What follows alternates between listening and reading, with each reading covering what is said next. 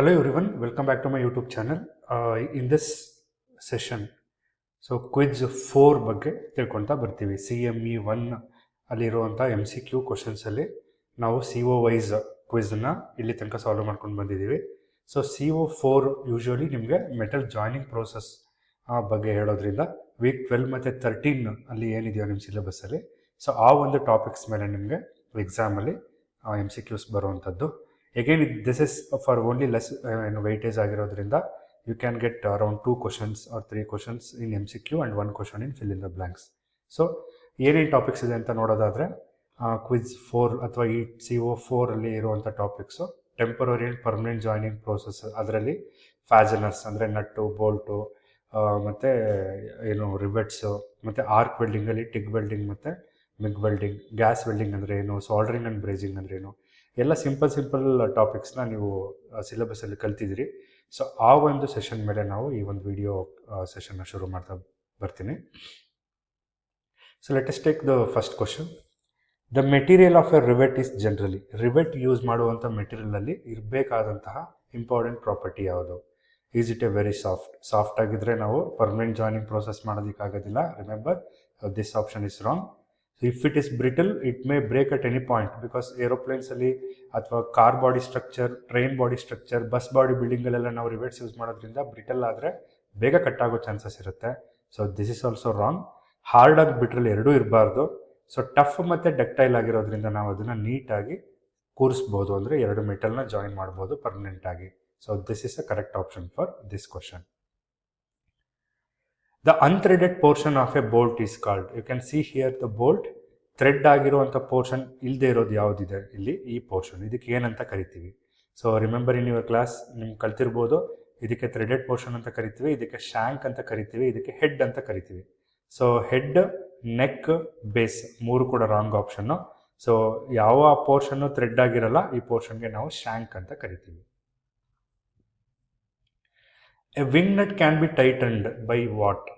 Wing ನಟ್ಟನ್ನು ಹೆಂಗೆ tight ಮಾಡ್ತೀವಿ? ಇಲ್ಲಿ ಚಿತ್ರ ನಿಮಗೆ ಯಾಕೆ ಇಲ್ಲಿ ಹಾಕಿದ್ದೀನಿ ಅಂದರೆ only for your reference. Wing nut ಅಂದ ತಕ್ಷಣ ನಿಮ್ಮ ಕಣ್ಮುಂದೆ ಈ ಪಿಕ್ಚರ್ ಬಂದರೆ you can easily choose the correct option. Welding ಮಾಡಿ ಟೈಟ್ ಮಾಡ್ತೀವಾ? Obviously no. ಹ್ಯಾಮರಿಂದ ಅಥವಾ ಸುತ್ತಿಗೆಯಿಂದ ಏನಾದರೂ ಹೊಡೆದು ಟೈಟ್ ಮಾಡ್ತೀವಾ? ಇಲ್ಲ. ರೆಂಚಿಂದ ಯೂಸ್ ಮಾಡ್ಕೊಂಡು ಅಥವಾ ಕಟಿಂಗ್ ಪ್ಲೇಯರ್ಸಿಂದ ಯೂಸ್ ಮಾಡ್ಕೊಂಡು ಟೈಟ್ ಮಾಡ್ತೀವಾ? ಇಲ್ಲ. ಕೈಯಿಂದ ತಿರುಗಿಸುವಂಥದ್ದು, ಅಂದರೆ ನೀವು ಹ್ಯಾಕ್ಸಾ ಫ್ರೇಮ್ಸಲ್ಲಿ ನೋಡಿರ್ಬೋದು, ಇದೇ ಥರ ನಟ್ ಯೂಸ್ ಮಾಡೋದು ನಾವು. ಕೈಯಿಂದನೇ ಟೈಟ್ ಮಾಡೋದ್ರಿಂದ ಬೈ ಹ್ಯಾಂಡ್. ವಿಂಗ್ ನಟ್ ಅಂತ ಬಂದ ತಕ್ಷಣ ನಿಮಗೆ ಈ ಚಿತ್ರ ಜ್ಞಾಪಕ ಬಂದರೆ ಬೈ ಹ್ಯಾಂಡ್ ಅನ್ನೋದು ಈಸಿಯಾಗಿ ಗೆಸ್ ಮಾಡ್ಬೋದು. ಸುಮ್ಮನೆ ಹಾಕಕ್ಕೆ ಹೋಗ್ಬೇಡಿ ಯಾವುದೇ ಆಪ್ಷನ್ಸನ್ನು ಕೂಡ. ಅರ್ಥ ಮಾಡಿಕೊಂಡು ಕ್ವಶನನ್ನು 4 ಆಪ್ಷನ್ ನೋಡಿಕೊಂಡು ಯಾವ್ಯಾವುದು ಅಪ್ಲಿಕಬಲ್ ಅಲ್ಲ ಅಂತ ರಿಮೂವ್ ಮಾಡಿ then you choose the correct option. That is a correct way of solving MCQs. Which of the following is a permanent joining process? Permanent joining process ಅಂದರೆ, ಟೆಂಪ್ರರಿ ಜಾಯ್ನಿಂಗ್ ಪ್ರೋಸೆಸ್ ಅಂದರೆ meaning ನಿಮಗೆ ಗೊತ್ತಿರಬೇಕು. Permanent joining process ಅಂತ ಹೇಳಿದ್ರೆ ಯಾವ joint remove ಅಥವಾ break ಮಾಡ್ದೇ ತೆಗಿಯೋಕ್ಕಾಗೋದಿಲ್ವೋ ಅದಕ್ಕೆ ಪರ್ಮನೆಂಟ್ ಜಾಯ್ನಿಂಗ್ ಪ್ರೋಸೆಸ್ ಅಂತ ಕರಿತೀವಿ. ಬೋಲ್ಟ್ ಅಂಡ್ ನಟ್ಟು ನೀವು ಕೈಯಿಂದ ರಿಮೂವ್ ಮಾಡ್ಬೋದು, ಯಾವುದೇ ಥರ ನಟ್ ಆ್ಯಂಡ್ ಬೋಲ್ಟ್ ಬ್ರೇಕ್ ಆಗೋದಿಲ್ಲ. ಸ್ಕ್ರೂ ಜಾಯಿಂಟು ಅದನ್ನು ಕೂಡ ನಾವು ಕೈಯಿಂದನೇ ರಿಮೂವ್ ಮಾಡ್ಬೋದು ಅಥವಾ by the means of spanners, ರೆಂಚಸ್ಸಿಂದ ಯೂಸ್ ಮಾಡ್ಬೋದು. ಪಿನ್ ಜಾಯಿಂಟು ಕೂಡ ನಾವು by hand or by the use of simple tools you can break it or remove it. But ವೆಲ್ಡಿಂಗನ್ನು ನೀವು ರಿಮೂವ್ ಮಾಡಬೇಕು ಅಂದರೆ 2 ಪೀಸಸ್ನ ವೆಲ್ಡಿಂಗ್ ಆಗಿರೋದನ್ನ ಯು ಶುಡ್ ಬ್ರೇಕ್ ಇಟ್. ಹಂಗಾಗಿ ಯಾವ ಒಂದು ಜಾಯಿಂಟ್ನ ನಾವು ಬ್ರೇಕ್ ಮಾಡಿ ತೆಗಿತೀವೋ ಅದಕ್ಕೆ ನಾವು ಪರ್ಮನೆಂಟ್ ಜಾಯ್ನಿಂಗ್ ಪ್ರೋಸೆಸ್ ಅಂತ ಕರೆಯೋದು.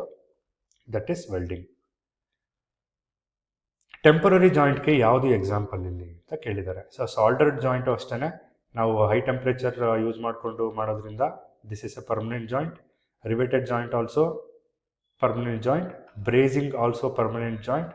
ಬೋಲ್ಟೆಡ್ ಜಾಯಿಂಟು ಟೆಂಪರರಿಯಾಗಿ ನಾವು ಅಸೆಂಬಲ್ ಆ್ಯಂಡ್ ಡಿಸ್ಅಸೆಂಬಲ್ ಮಾಡ್ಬೋದು. ಹಂಗಾಗಿ this is the correct option. TIG ವೆಲ್ಡಿಂಗಲ್ಲಿ ಯಾವ ಎಲೆಕ್ಟ್ರೋಡ್ನ ಯೂಸ್ ಮಾಡ್ತೀವಿ? ನಿಮಗೆ ಇದ್ರದ್ದು ಫುಲ್ ಫಾರ್ಮ್ ಗೊತ್ತಾದರೆ ಈಸಿಯಾಗಿ ಗೆಸ್ ಮಾಡ್ಬೋದು. Tungsten inert gas. ಟಂಗ್ಸ್ಟನ್ನು ಮತ್ತು ಇನರ್ಟ್ ಗ್ಯಾಸ್ ಯೂಸ್ ಮಾಡ್ಕೊಂಡು ಮಾಡುವಂಥ ಆರ್ಕ್ ವೆಲ್ಡಿಂಗ್ ಪ್ರೋಸೆಸ್ ಇದು. ಟಂಗ್ಸ್ಟನ್ ಮೆಟೀರಿಯಲ್ ಬಗ್ಗೆ ನಿಮ್ಗೆ ಗೊತ್ತಿರುತ್ತೆ. ಯಾವಾಗಲೂ ಕೂಡ ಅದು ಬೇಗ ಮುಗಿಯಲ್ಲ, ಅಂದರೆ only it is use to generate the arc between work piece and the filler rod. ಹಂಗಾಗಿ ಟಂಗ್ಸ್ಟನ್ನು ಮುಗಿಯದೇ ಇರುವಂತಹ ಒಂದು ವಸ್ತು ವೆಲ್ಡಿಂಗ್ ಪ್ರಕ್ರಿಯೆಯಲ್ಲಿ. ಹಾಗಾಗಿ ಅದು ಕನ್ಸ್ಯೂಮಬಲ್ ಅಲ್ಲ. ಅದ್ರ ಮೇಲೆ ಯಾವುದೇ ಥರ ಐರನ್ ರಾಡ್ ಕೋಟ್ ಮಾಡಿರಲ್ಲ, ಅದು ಕಾಪರ್ ರಾಡು ಅಲ್ಲ. ಇಲ್ಲೇ ಕ್ಲಿಯರ್ ಆಗಿ ಟಂಗ್ಸ್ಟನ್ ಅಂತ ಕೊಟ್ಟಿದ್ದಾರೆ, ನಾನ್ ಕನ್ಸ್ಯೂಮಬಲ್ ಅಂತಲೂ ಕೊಟ್ಟಿರೋದ್ರಿಂದ TIG ಫುಲ್ ಫಾರ್ಮ್ ಗೊತ್ತಿದ್ರೆ you can easily opt this correct option. Arc ವೆಲ್ಡಿಂಗಲ್ಲಿ ಹೀಟ್ ಹೆಂಗೆ ಪ್ರೊಡ್ಯೂಸ್ ಆಗುತ್ತೆ, ನೀವು ಎಲೆಕ್ಟ್ರಿಸಿಟಿ ಹಾಕ್ತೀರಾ, ಹೆಂಗೆ ಹೀಟ್ ಬರುತ್ತೆ, ಹೆಂಗೆ ಸ್ಪಾರ್ಕ್ ಬರುತ್ತೆ, ಅಲ್ಲೇನಾದ್ರು ಗ್ಯಾಸಸ್ ಯೂಸ್ ಮಾಡ್ತೀವಾ, ನೋ. ಕೆಮಿಕಲ್ ರಿಯಾಕ್ಷನ್ ಆಗುತ್ತಾ, ಇಲ್ಲ. ಫ್ರಿಕ್ಷನ್ ಆಗುತ್ತಾ ಅಥವಾ ಉಜ್ಜುವಿಕೆ ಆಗುತ್ತಾ, ಇಲ್ಲ. It only happening because an electrical arc between electrode ಮತ್ತು ವರ್ಕ್ ಪೀಸ್ ಮಧ್ಯೆ ಒಂದು ಎಲೆಕ್ಟ್ರಿಸಿಟಿ ಆರ್ಕ್ ಕ್ರಿಯೇಟ್ ಆಗೋದ್ರಿಂದ ಹೀಟ್ ಜನರೇಟ್ ಆಗೋದು very high temperature around 6000 degree centigrade. ಹಾಗಾಗಿ this is the correct option. Neutral flame, ಇದು ಗ್ಯಾಸ್ ವೆಲ್ಡಿಂಗ್ ಮೇಲೆ ಇರುವಂಥ question. Neutral flame in oxy acetylene welding, oxygen ಮತ್ತು ಅಸಿಟಲಿನ್ ಗ್ಯಾಸ್ ಯೂಸ್ ಮಾಡಿಕೊಂಡು ಮಾಡುವಂಥ ವೆಲ್ಡಿಂಗಿಗೆ gas welding ಅಂತ ಕರಿತೀವಿ. ಅಲ್ಲಿ 3 ಟೈಪ್ ಆಫ್ ಫ್ಲೇಮ್ ಬರುತ್ತೆ, ಒಂದು ನ್ಯೂಟ್ರಲ್ಲು, ಒಂದು ಆಕ್ಸಿಡೈಸಿಂಗ್ ಮತ್ತು ಇನ್ನೊಂದು ಕಾರ್ಬೋರೈಸಿಂಗ್ ಫ್ಲೇಮ್ ಅಂತ ಬರುತ್ತೆ. ನ್ಯೂಟ್ರಲ್ ಫ್ಲೇಮಲ್ಲಿ ಟೆಂಪ್ರೇಚರ್ ಎಷ್ಟಿರುತ್ತೆ ಅಂತ ಕೇಳಿದ್ದಾರೆ. So remember 3200 is the ideal temperature for gas welding. So ಹಾಗಾಗಿ ಈ 3 ಆಪ್ಷನ್ನು ರಾಂಗ್ ಆಗುತ್ತೆ. 3200 is the correct option for this. ಇಲ್ಲಿ ಕೊಟ್ಟಿರುವಂಥ temperature arc welding related question ಇದು. ಎಲೆಕ್ಟ್ರಿಕಲ್ ಆರ್ಕ್ನ ಜನರೇಟ್ ಮಾಡಿದಾಗ ವರ್ಕ್ ಪೀಸ್ ಮತ್ತು ಟೂಲ್ ಮಧ್ಯ ಅಥವಾ ಏನು ಫಿಲ್ಲರ್ ರಾಡ್ ಮಧ್ಯ ಎಷ್ಟು ಟೆಂಪ್ರೇಚರ್ ಬರುತ್ತೆ ಆರ್ಕ್ ವೆಲ್ಡಿಂಗಲ್ಲಿ. So I told you this is not as much as 10,000, as low as 1000 or 3000. So this is around 6000 degrees centigrade. Consumable ಎಲೆಕ್ಟ್ರೋಡ್ಸ್ನ ಯಾವ ಒಂದು ಆರ್ಕ್ ವೆಲ್ಡಿಂಗ್ ಪ್ರೊಸೆಸಲ್ಲಿ ಯೂಸ್ ಮಾಡ್ತೀವಿ? ಫೋರ್ಸ್ ವೆಲ್ಡಿಂಗಲ್ಲಿ ಯೂಸ್ ಮಾಡ್ತೀವ? ಇಲ್ಲ. ಟಿಗ್ ವೆಲ್ಡಿಂಗಲ್ಲಿ non consumable. Resistance welding is advance welding, ಅಲ್ಲಿ ಕೂಡ ಯಾವುದೇ ಥರ ಎಲೆಕ್ಟ್ರೋಡ್ಸ್ನ ನಾವು ಯೂಸ್ ಮಾಡಲ್ಲ. But MIG welding, metal inert gas ವೆಲ್ಡಿಂಗಲ್ಲಿ ನಾವು ಕನ್ಸ್ಯೂಮಬಲ್ ಎಲೆಕ್ಟ್ರೋಡ್ಸ್ನ ಯೂಸ್ ಮಾಡ್ತೀವಿ. ಅಂದರೆ ಎಲೆಕ್ಟ್ರೋಡ್ಗಳು ಬೇಗ ಬೇಗ ವಯರ್ ಫಾರ್ಮಲ್ಲಿ ನೀವು ಫೀಡ್ ಮಾಡಿದಾಗ ಅದು ಎಲೆಕ್ಟ್ರಿಕಲ್ ಆರ್ಕ್ ಜನರೇಟ್ ಮಾಡಿ ಅದು ಏನಾಗುತ್ತೆ, ಮೆಲ್ಟಾಗಿ ಕರ್ಗೋಗುತ್ತೆ. ಹಂಗಾಗಿ ಮೆಟೀರಿಯಲ್ ಜೊತೆಗೆ ಪಾರ್ಟ್ ಆಫ್ ಮೆಟೀರಿಯಲ್ ಆಗೋದ್ರಿಂದ ಕನ್ಸ್ಯೂಮಬಲ್ ಅಂತ ಕರಿತೀವಿ ಅದನ್ನು ನಾವು. So MIG welding is the correct option. TIG ವೆಲ್ಡಿಂಗಲ್ಲಿ ಯೂಸ್ ಮಾಡುವಂಥ ಶೀಲ್ಡಿಂಗ್ ಗ್ಯಾಸ್ದು ರೋಲ್ ನಿಮಗೆಲ್ಲ ಗೊತ್ತೇ ಇದೆ.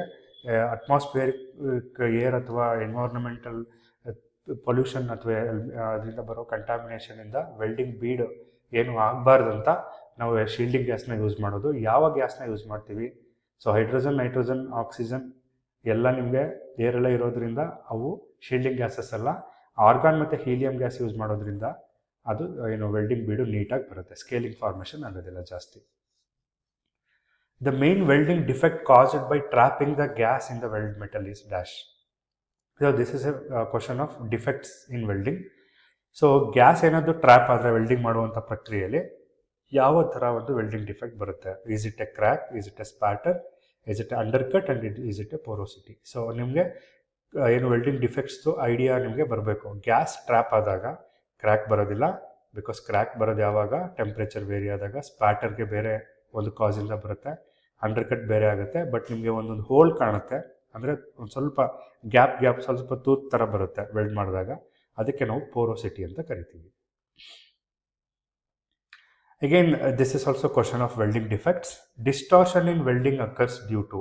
ಡಿಸ್ಟಾರ್ಷನ್ ಯಾವಾಗ ಆಗುತ್ತೆ ಅಂದರೆ ವರ್ಕ್ ಪೀಸೇ ಬೆಂಡ್ ಆಗಿಬಿಡುತ್ತೆ ಒಂದೊಂದ್ಸಲ, ವೆಲ್ಡಿಂಗ್ ಬೀಡು ಕೂಡ ಬೆಂಡ್ ಆಗೋ ಚಾನ್ಸಸ್ ಇರುತ್ತೆ. ಒಂಥರ ಅಂದರೆ ಒಂದೇ ಥರ ನಿಮ್ಗೆ ಕಾಣೋದಿಲ್ಲ, ಡಿಫ್ರೆಂಟ್ ಲೆವೆಲ್ ಆಗೋಗುತ್ತೆ. ಯಾವಾಗಾಗುತ್ತೆ? ಫಿಲ್ಲರ್ ಯೂಸೇಜ್ ಐ ಮಾಡಿದಾಗಲೂ ಇಲ್ಲ, ಕಡಿಮೆ ವೋಲ್ಟೇಜ್ ಇದ್ದಾಗಲೂ ಇಲ್ಲ, ಯೂನಿಫಾರ್ಮ್ ಹೀಟ್ ಮಾಡಿದಾಗಲೂ ಇಲ್ಲ. The correct option is heating ಮತ್ತು ಕೂಲಿಂಗು ಅನ್ಈವನ್ ಆದಾಗ ನಿಮಗೆ ಡಿಸ್ಟಾರ್ಷನ್ ಆಗುತ್ತೆ. ಮೈಲ್ಡ್ ಸ್ಟೀಲ್ನ ನಾವು ವೆಲ್ಡ್ ಮಾಡಬೇಕಾದ್ರೆ ಯಾವ ಥರ ಫ್ಲೇಮ್ನ ಯೂಸ್ ಮಾಡ್ತೀವಿ? Is it oxidising, neutral, carburising or reducing flame ಅನ್ನೋದು ಇಲ್ಲದೆ ಇರೋದ್ರಿಂದ ಸೊ ಯು ಕ್ಯಾನ್ ಜಸ್ಟ್ ಏನು ತಪ್ಪು ಅಂತ ಅನ್ಕೋಬೋದು. ಈ ಮೂರಲ್ಲಿ ಯಾವುದು ಅಂತ ಹೇಳಿದ್ರೆ ನ್ಯೂಟ್ರಲ್ ಫ್ಲೇಮಲ್ಲಿ ಇಟ್ಕೊಂಡ್ರೆ ಮಾತ್ರ ನಾವು ಮೈಲ್ಡ್ ಸ್ಟೀಲ್ನ ನೀಟಾಗಿ ವೆಲ್ಡ್ ಮಾಡ್ಬೋದು. ಎಕ್ಸೆಸ್ ಆಕ್ಸಿಜನ್ ಅಥವಾ ಎಕ್ಸೆಸ್ ಅಸಿಟಿಲಿನ್ ಕೊಟ್ಟರೆ ನಾವು ಮೈಲ್ಡ್ ಸ್ಟೀಲಲ್ಲಿ ಸರಿಯಾಗಿ ವೆಲ್ಡಿಂಗ್ ಬರೋದಿಲ್ಲ. ಹಾಗಾಗಿ ಮೈಲ್ಡ್ ಸ್ಟೀಲ್ ಪಾರ್ಟ್ಸ್ನ ನಾವು ವೆಲ್ಡ್ ಮಾಡಬೇಕಾದ್ರೆ ಆಕ್ಸಿಜನ್ ಮತ್ತು ಅಸಿಟಿಲಿನ್ದು ಏನು ರೇಷಿಯೋ 1:1 ಇರಬೇಕು. ಸೊ ಈ 2 ಆಪ್ಷನ್ಸ್ ಆರ್ ರಾಂಗ್. ಕಾರ್ಬರೈಸಿಂಗಲ್ಲಿ ಯಾವುದು ಗ್ಯಾಸು ಜಾಸ್ತಿ ಇರುತ್ತೆ? ನನ್ ಆಫ್ ದ ಎಬೋ, ಅಂದರೆ ಈ 3 ಆಪ್ಷನ್ಸ್ ಅಲ್ಲ. ಆಕ್ಸಿಜನ್ ಅಸಿಟಿಲಿನ್ ಈಕ್ವಲ್ ಆಗಿದ್ರೆ ಅದು ನ್ಯೂಟ್ರಲ್ ಫ್ಲೇಮ್ ಅಂತ ಕರಿತೀವಿ. ಆಕ್ಸಿಜನ್ ಜಾಸ್ತಿ ಇದ್ದಾಗ ಅದಕ್ಕೆ ಆಕ್ಸಿಡೈಸಿಂಗ್ ಫ್ಲೇಮ್ ಅಂತ ಕರಿತೀವಿ. ಕಾರ್ಬರೈಸಿಂಗಲ್ಲಿ ಫ್ಲೇಮು ಅಸಿಟಲಿನ್ ಜಾಸ್ತಿ ಇರೋದ್ರಿಂದ ಆಗೋದು. ಹಂಗಾಗಿ this is the correct option. In soldering the filler metal has a melting point of what? So ನಿಮಗೆಲ್ಲ ಜ್ಞಾಪಕ ಇರ್ಬೋದು, ಸಾಲ್ಡ್ರಿಂಗ್ ಆಲ್ಸೋ ಹೈ ಟೆಂಪ್ರೇಚರ್ ಅಪ್ಲಿಕೇಶನ್ಸಲ್ಲಿ ಯೂಸ್ ಮಾಡೋದು, ಅಂದರೆ ಎಲೆಕ್ಟ್ರಾನಿಕ್ ಪಾರ್ಟ್ಸಲ್ಲಿ. ಸೊ ಇಲ್ಲಿ ಫಿಲ್ಲರ್ ಮೆಟೀರಿಯಲ್ಸು ಎಷ್ಟು ಟೆಂಪ್ರೇಚರ್ ಇರಬೇಕು? ಎಬೋ 900 ಡಿಗ್ರಿ ಚಾನ್ಸ್ ಇಲ್ಲ, ಬಿಟ್ವೀನ್ 450 to 900 ಇರೋಂಗಿಲ್ಲ. ಬಿಟ್ವೀನ್ 450 to 900 ಬರೋದು ಬ್ರೇಸಿಂಗಲ್ಲಿ. ಬೇಸ್ ಮೆಟಲ್ಗೆ ಏನಾದರೂ ಫಿಲ್ಲರ್ ಮೆಟಲ್ಲು ಸೇಮ್ ಇದ್ದರೆ ಆವಾಗ ಏನಾಗುತ್ತೆ, ವೆಲ್ಡಿಂಗ್ ಥರ ಪ್ರೋಸೆಸ್ ಬರುತ್ತೆ. ಬಟ್ ಬಿಲೋ 450 ಇದ್ದಾಗ ನಾವು ಏನು ಫಿಲ್ಲರ್ ಮೆಟಲ್ನ ಬಿಲೋ 450 ಇರುವಂಥದ್ದೇ ತೊಗೋಬೇಕು, ಟಿನ್ ಅಲಾಯ್ ಅಥವಾ ಲೆಡ್ ಅಲಾಯ್ನ. ಹಂಗಾಗಿ so this is the correct option. ಬ್ರೇಸಿಂಗಲ್ಲಿ ಯೂಸ್ ಮಾಡೋ ಫಿಲ್ಲರ್ ಮೆಟೀರಿಯಲ್ದು ಟೆಂಪ್ರೇಚರ್ ಎಷ್ಟಿರಬೇಕು? So in previous question below 450 ಇದ್ದರೆ ಸಾಲ್ಡ್ರಿಂಗಲ್ಲಿ ಯೂಸ್ ಮಾಡುವಂಥದ್ದು, ಎಬೋವ್ 450 ಬಟ್ ಬೇಸ್ ಮೆಟಲ್ಗಿಂತ ಕಡಿಮೆ ಇರಬೇಕು. ಬೇಸ್ ಮೆಟಲ್ ಅಂದರೆ ಯಾವ ಮೆಟಲ್ನ ನೀವು ಜಾಯಿನ್ ಮಾಡ್ತಿದ್ದೀರಾ ಆ ಮೆಲ್ಟಿಂಗ್ ಟೆಂಪ್ರೇಚರ್ಗಿಂತ ಕಡಿಮೆ ಇರುವಂತಹ ಫಿಲ್ಲರ್ ಮೆಟೀರಿಯಲ್ ಇರಬೇಕು temperature. So this is the correct option. All other 3 options are wrong. Electrical ಕಾಂಪೊನೆಂಟ್ಸ್ನ ನಾವು ತುಂಬ ಡೆಲಿಕೇಟ್ ಪಾರ್ಟ್ಸ್, ಅದು ತುಂಬ ಸಣ್ಣ ಸಣ್ಣ ವೈರ್ಸ್ಗಳನ್ನೆಲ್ಲ ನಾವು ವೆಲ್ಡಿಂಗ್ ಅಥವಾ ಏನೋ ಜಾಯಿನ್ ಮಾಡಬೇಕಾಗುತ್ತೆ. ಅವಾಗ ಯೂಸ್ ಮಾಡುವಂಥ ಜಾಯ್ನಿಂಗ್ ಪ್ರೋಸೆಸ್ ಯಾವುದು? ಸೊ ವೆಲ್ಡಿಂಗು ಹೈ ಏನು ಸ್ಟ್ರೆಂತ್ ಮೆಟೀರಿಯಲ್ಸಲ್ಲಿ ಹಾಕ್ತೀವಿ. ಸೊ ಬ್ರೇಜಿಂಗನ್ನು ಕೂಡ ಸ್ವಲ್ಪ ನಿಮಗೆ ಟೆಂಪ್ರೇಚರ್ ಜಾಸ್ತಿ ಇರೋ ಬೇಸ್ ಮೆಟೀರಿಯಲ್ ತೊಗೋತೀವಿ. ರಿವೇಟಿಂಗ್ ಚಾನ್ಸ್ ಇಲ್ಲ ಅಲ್ಲಿ, ಬಿಕಾಸ್ ಯಾವುದೇ ಥರ ಹೀಟ್ ಅಪ್ಲಿಕೇಶನ್ಸ್ ಇರೋದಿಲ್ಲ. ಹಾಗಾಗಿ ಎಲೆಕ್ಟ್ರಿಕಲ್ ಪಾರ್ಟ್ಸ್ನ ನಾವು ಸಾಲ್ಡ್ರಿಂಗಲ್ಲೇ ಜಾಯಿನ್ ಮಾಡುವಂಥದ್ದು. So this is the correct option for this. Spatter defect ಯಾವಾಗ ಆಗುತ್ತೆ? ಸೊ ಕ್ಲ್ಯಾಂಪಿಂಗ್ ಸರಿ ಮಾಡದೇ ಇದ್ದಾಗ ಆಗುತ್ತಾ, ಅಥವಾ ಹೀಟ್ನ ಕಡಿಮೆ ಕೊಟ್ಟಾಗಲ, ಅಥವಾ ಮಾಯ್ಶ್ಚರ್ ಕಂಟೆಂಟ್ ಜಾಸ್ತಿ ಇದ್ದಾಗ ವರ್ಕ್ ಪೀಸಲ್ಲಿ ಆಗುತ್ತಾ ಅಂತಂದರೆ, ಹೈ ಕರೆಂಟ್ ಮತ್ತು ಪ್ಲಸ್ಸು ಮೈನಸ್ನ ನೀವೇನಾದ್ರು ಉಲ್ಟಾ ಮಾಡಿದಾಗ ಆಗುವಂಥದ್ದು ಸ್ಪ್ಯಾಟರ್. ಸ್ಪ್ಯಾಟರ್ ಅಂದರೆ ಸಣ್ಣ ಸಣ್ಣ ಕಿಡಿಗಳು ಏನು ಮೆಟೀರಿಯಲ್ ಮೇಲೆ ಸರ್ಫೇಸ್ ಮೇಲೆ ಕೂತ್ಕೊಳ್ಳುತ್ತೆ. ನೀವು ಅದನ್ನು ರಿಮೂವ್ ಮಾಡದೇ ಇದ್ದರೆ ದಟ್ ವಿಲ್ ಬಿ ಆ್ಯಸ್ ಏನು ಅಲ್ಲೇ ಹೋಗಿ ಕೂತ್ಕೊಳ್ಳುತ್ತೆ. ಆಗ ಜಾಯ್ನಿಂಗ್ ಪ್ರೋಸೆಸ್ ಅಥವಾ ಏನು ಜಾಯಿಂಟ್ ಇರುತ್ತೆ ಅದು ತುಂಬ ಚೆನ್ನಾಗಿ ಕಾಣೋದಿಲ್ಲ. ಹಾಗಾಗಿ ಈ 3 options are wrong. So only the correct option is current ಜಾಸ್ತಿ ಕೊಟ್ಟಾಗ ಅಥವಾ ಪ್ಲಸ್ ಮೈನಸ್ನ ನೀವು ಉಲ್ಟಾ ಏನು ಹಾಕಿ ಕನೆಕ್ಟ್ ಮಾಡಿ ವೆಲ್ಡಿಂಗ್ ಮಾಡಿದಾಗ ಸ್ಪ್ಯಾಟರ್ ಜಾಸ್ತಿ ಬರುತ್ತೆ. ವೆಲ್ಡಿಂಗ್ ಪೊಸಿಷನ್ಸ್ ರಿಲೇಟೆಡ್ ಕ್ವಶನ್ ಇದು. ಎಫ್ ಅಂತ ಇರುತ್ತೆ. ಎಫ್ ಅಂತ ಇದ್ದರೆ ವೆಲ್ಡಿಂಗ್ ಪೊಸಿಷನಲ್ಲಿ ಏನಂತ ಡೆಸಿಗ್ನೇಟ್ ಮಾಡ್ತಾರೆ? Fusion welding, flame welding, flat welding, fillet welding. ನೋಡೋದಕ್ಕೆಲ್ಲ ಒಂದೇ ಥರ ಕಾಣುತ್ತೆ, but you should remember the positions. F ಅಂದರೆ ಯಾವ ಥರ, ಜಿ ಅಂದರೆ ಯಾವ ಥರ. ಜಿ ಅಂದರೆ ಗ್ರೂ ವೆಲ್ಡಿಂಗ್, ಎಫ್ ಅಂದರೆ ಫಿಲೆಟ್ ವೆಲ್ಡಿಂಗ್. ಹಾಗಾಗಿ ಈ ಮೂರನ್ನು ಕೂಡ ರಾಂಗ್ ಆಪ್ಷನ್ನು. ಫಿಲೆಟ್ ವೆಲ್ಡಿಂಗ್ ಅನ್ನೋದು ಕರೆಕ್ಟ್ ಆಪ್ಷನ್ನು. ಸೊ ಇಷ್ಟು questions related to metal joining process, welding ಮತ್ತು soldering and brazing questions. You can take up another 20 or 30 questions related to this and study for the exam. So ಇದು ಅರ್ಥ ಆಯಿತು ಅಂತ ನಾನು ಅಂದ್ಕೊಂಡು, if you have any doubts you can leave a comment. ಇಷ್ಟು ಹೇಳ್ತಾ, so I am going to end up this session and you should remember all the 15 questions you may get. ಎಷ್ಟು efforts ಹಾಕಬೇಕು ಅನ್ನೋದು ನಾನು ಈಗ ಆಲ್ರೆಡಿ ಸುಮಾರು ಕ್ವಶನ್ಸ್ನ solve ಮಾಡಿದ್ದೀನಿ. So it is more than 100 questions we have solved. ಇದೇ ಥರ ಕ್ವಶನ್ಸ್ನ ನೀವು ಜಾಸ್ತಿ ಪ್ರಾಕ್ಟೀಸ್ ಮಾಡಿದ್ರೆ, not only for your examination, you are studying and you are learning for your interviews also. ಹಾಗಾಗಿ ಏನೇ ಸ್ಟಡಿ ಮಾಡಿದ್ರೂ just take up as the ಫಂಡಮೆಂಟಲ್ಸ್ನ ಓದ್ಕೊಂಡು ಸ್ಟಡಿ ಮಾಡಿ ಆಮೇಲೆ ಟಿಕ್ ಹಾಕಿ. So this is the only tip I am giving now. So thank you so much.